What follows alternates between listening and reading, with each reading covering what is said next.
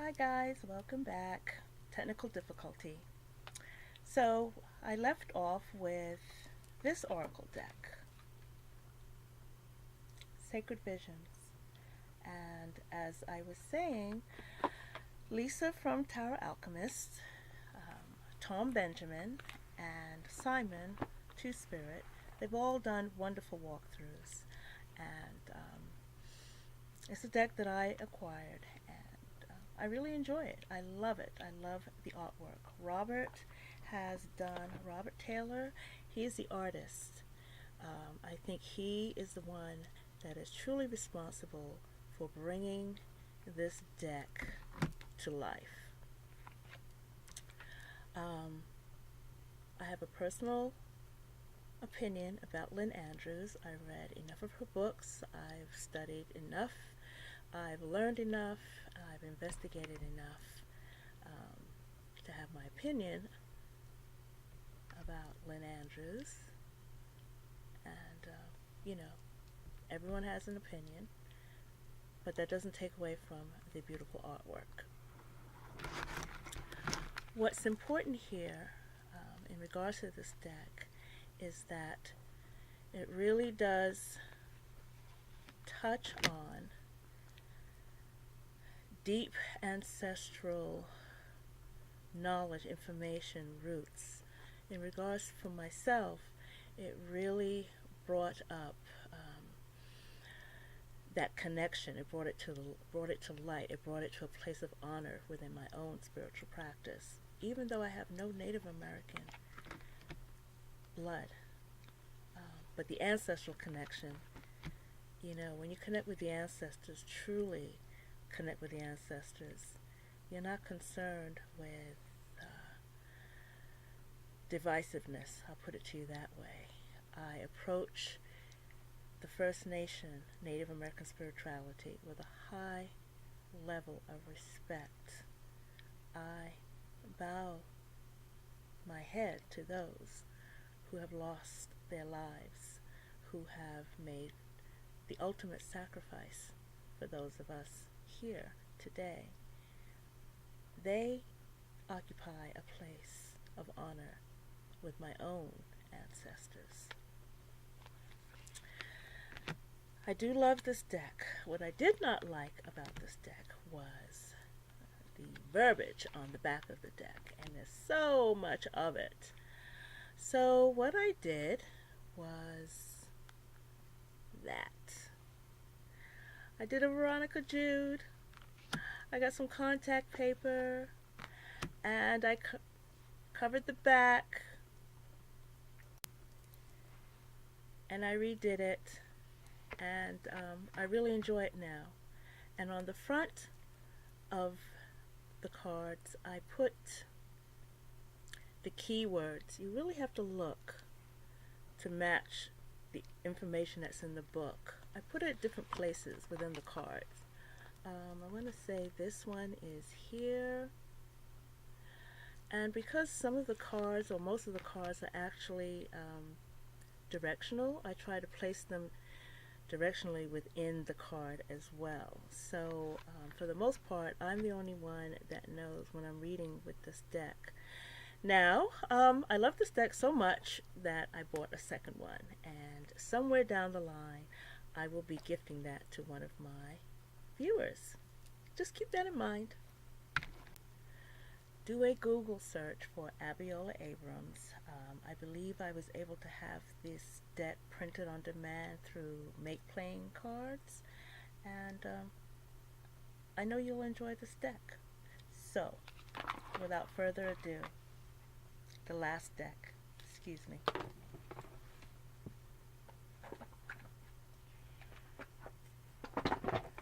This last deck has become a favorite of many of us. It is deep, it is intense, it is embracing, it is empowering, it is loving, and I keep my deck in this bag that I made.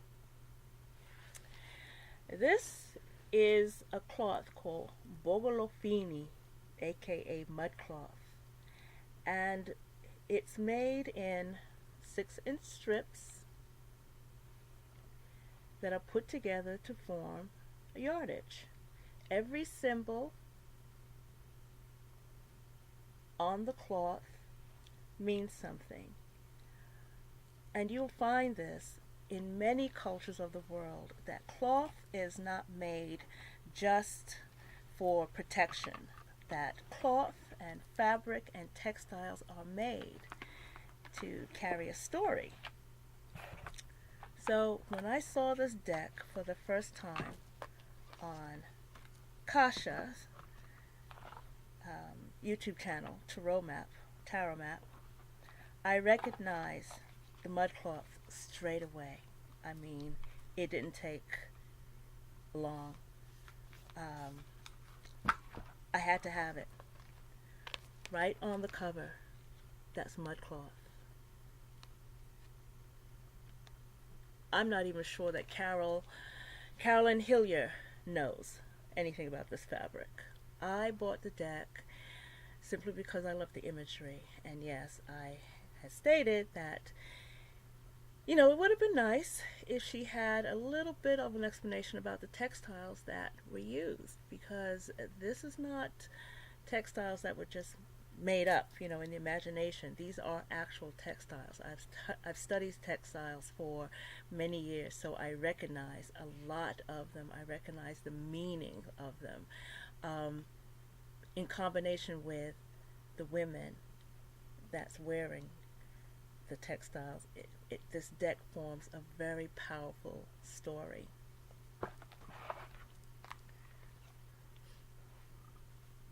It's called the Weaver's Oracle.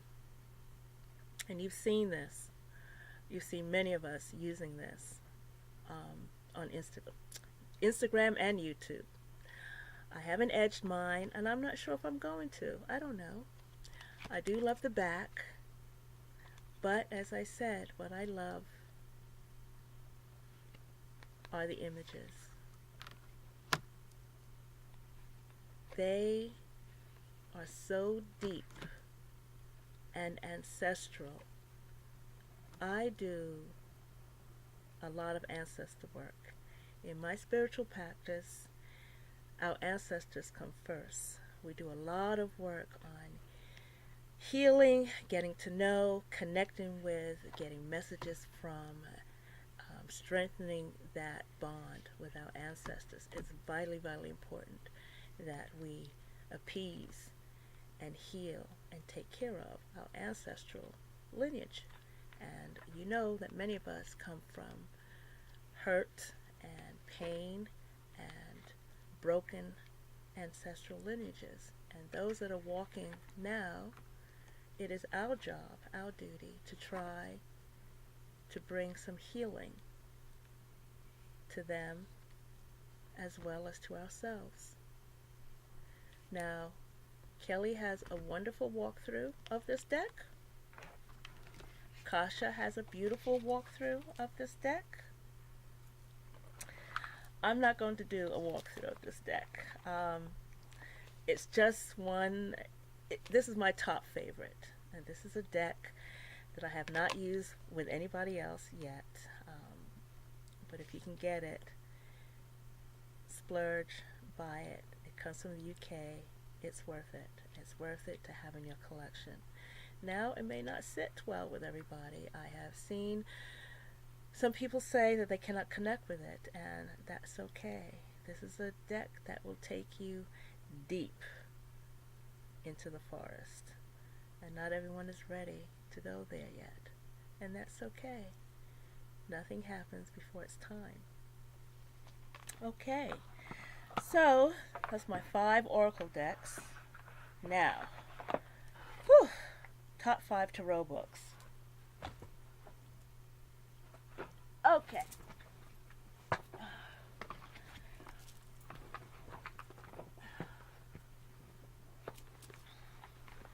Ooh, my pillow is falling down. All right. Okay. All right. like most people, I have a library of books. As Kelly says, having a small library of books is better because there's nothing beats using and working with your deck. But I also teach, and I teach a lot, and I teach people from across the um, the, the world. So I have to have a deep knowledge base, considering I am self-taught, and I've been self-taught for over 20 years. I myself have not sat in on a class, and I wish I did have that. But, I've got a serious set of students that push me to learn more and more and more, and that is why I require a lot of books. If there's something that I can do to bring interest, new innovative ways of reading, anything, I don't just teach people how to read tarot. I teach people how to empower themselves through the tarot. So some of my tarot books for 2017, the old standbys. I did show you earlier the book by Mary Kay Greer. So there are 3 books that my tarot students, my tarotistas, are required to have. Tarot for Yourself, Tarot for the Healing Heart, which I am really pleased is, experiencing a resurgence, experiencing popularity, has been reprinted. My copy is old and highlighted, and you can see I worked through it. I'm going to get a newer copy, but I don't know if there's been any changes, any difference, just for comparison's sake. But these 2 books are a requirement in my tarot session. This is a 3rd book. It's out of print and it's hard to get. But I have a way of getting it. And I did share it with someone and gave her the information. But, again, because I love you guys, I managed to get a print copy. So one of my viewers, will be gifted this. Okay? A month or 2 ago, I had a reading with Maha. I had an astrological breakdown. Because I was going through some things, I wanted to talk to, quote unquote, a shaman to figure out what's going on, because it seemed to be something that was deeply seated.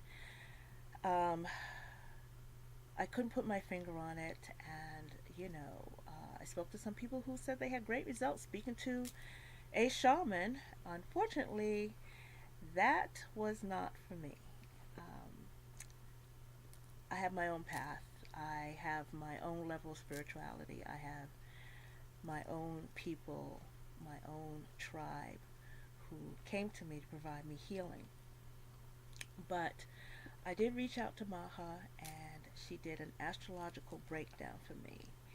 And I'm going to tell you, this young lady explained so much that made so much sense.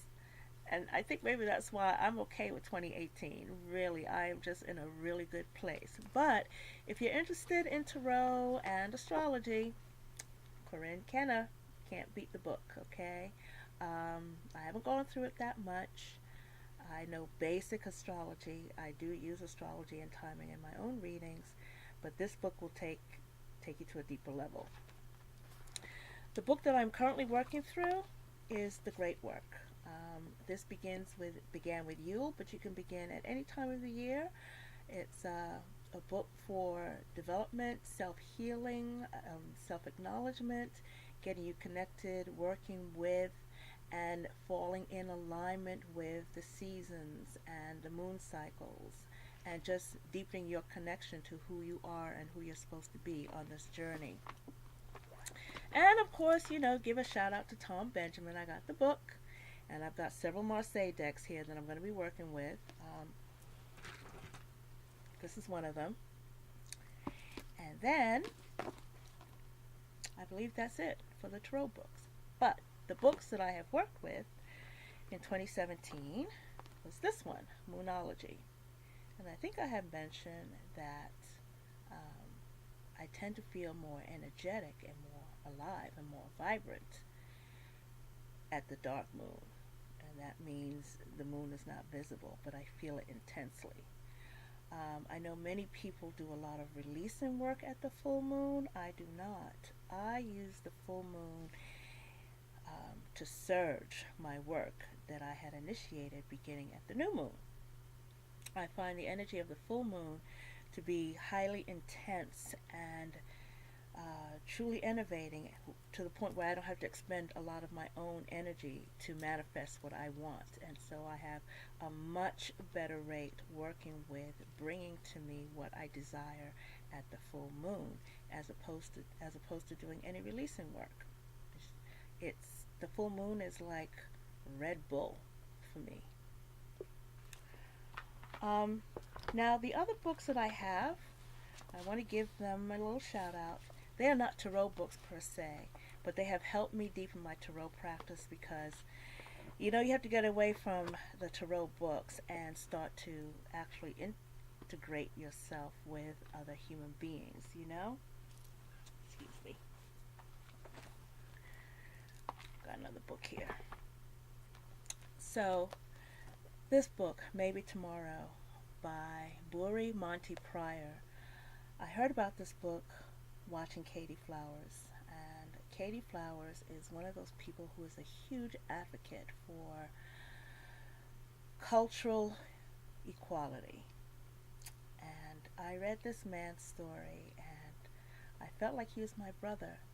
You know, it's good to read about someone who has a similar experience to you. They don't have to be in the same country, but the feeling of being disenfranchised and ignored is the same across the world, no matter where you are. By the light of my father's smile. If you're doing ancestral work, read this book. Understand that this book will give you a perception from someone who is on the other side. The Fortune Teller. Don't let the cheesy name fool you. Just imagine if you knew somewhere down the line that your life was predestined. What would happen if you knew that one of your ancestors from 5,000-10,000 years ago saw your birth and set your life up for you to reconnect? What would you do? Some of us are blessed to have that information.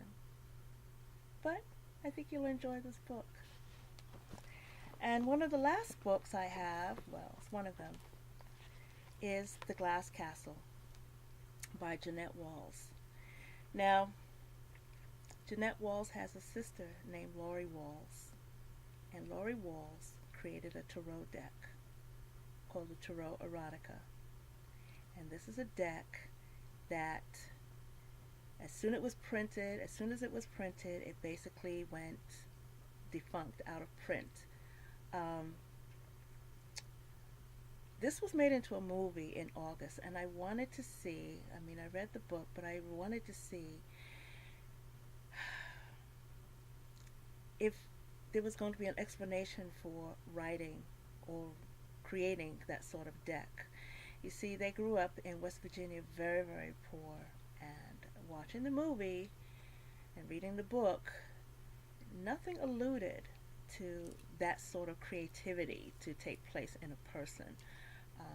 So that tells me that Lori was exposed to a more wide open environment. Of course, they left West Virginia and went to New York, and I'm sure her experiences are probably shown in the Tarot Erotica. It's not a deck that's easily available, but you know, I work in a woo-woo shop, and we have a lot of things. Just saying. But my last tarot book is this one, and that's to go with this deck. Okay, I have the game book. I'm not a gamer, but I have the game book or whatever it's called. But the tarot book is fabulous. Okay, so the creator is Echo Arcana. Okay, right there. This, by the way, is the Eight of Swords. And in this book, she breaks down, I don't know if you can see that, tarot history,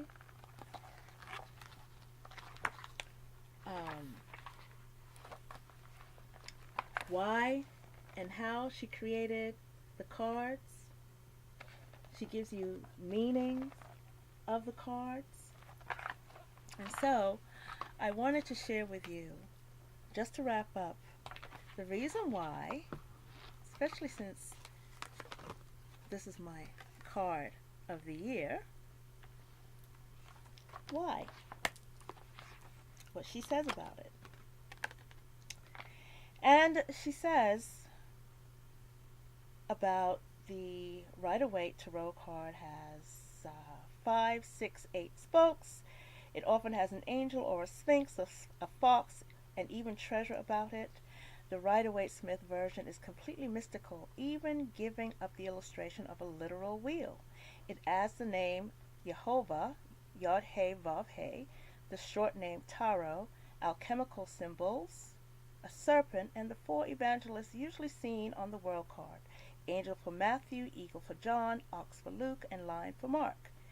It also follows Eliphas Levi by replacing the fox with Hermanubis. Okay.